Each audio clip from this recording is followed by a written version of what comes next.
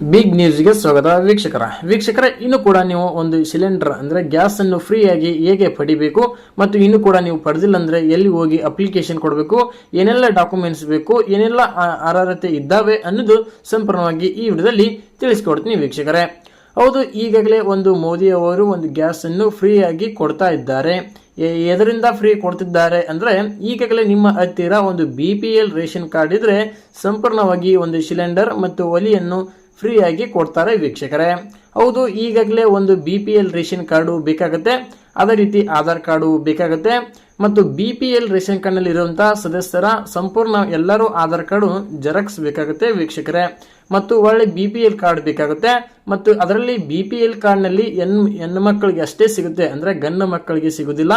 BPL card ನಲ್ಲಿ ಹೆಣ್ಣು ಮಗಳು ಇದ್ದಂತ ಯಜಮಾನತಿ ಹೆಸರಲ್ಲಿ ಅದೊಂದು ಫ್ರೀ ಆಗಿ ಒಂದು ಗ್ಯಾಸ್ ಕೊಡ್ತಾರೆ ವೀಕ್ಷಕರೇ. ಅಂದ್ರೆ ಯಜಮಾನಿ ಇರುವಂತ ಹೆಣ್ಣು ಮಗಳದ ಒಂದು ಆಧಾರ್ ಕಾರ್ಡು ಮತ್ತೆ 2 ಫೋಟೋ ಮತ್ತೆ ಬ್ಯಾಂಕ್ ಪಾಸ್ಬುಕ್ ಮತ್ತು ರೇಷನ್ ಕಾರ್ಡ್ ನಲ್ಲಿ ಇರುವಂತಹ ಸದಸ್ಯರ ಎಲ್ಲರೂ ಒಂದು ಆಧಾರ್ ಕಾರ್ಡ್ ಜೆರಾಕ್ಸ್, ಇಷ್ಟು ಡಾಕ್ಯುಮೆಂಟ್ಸ್ ಬೇಕಾಗುತ್ತೆ ವೀಕ್ಷಕರೇ.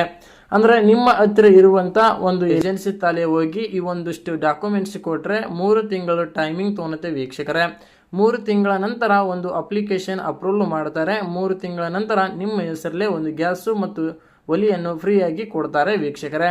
ಫಸ್ಟಿಗೆ ಯಾವುದೇ ರೀತಿ ಕೂಡ 1 ರೂಪಾಯಿನೂ ತಗೊಂಡಿಲ್ಲ. ಒಂದು PM ಕಿಸಾನ್ ಉಜ್ವಲ ಅಂತ ಒಂದು ಯೋಜನೆ ಕಡೆಯಿಂದ ಫ್ರೀ ಆಗಿ ನಿಮಗೆ ಒಂದು ಗ್ಯಾಸ್ ಅನ್ನು ಕೊಡ್ತಾರೆ ವೀಕ್ಷಕರೇ.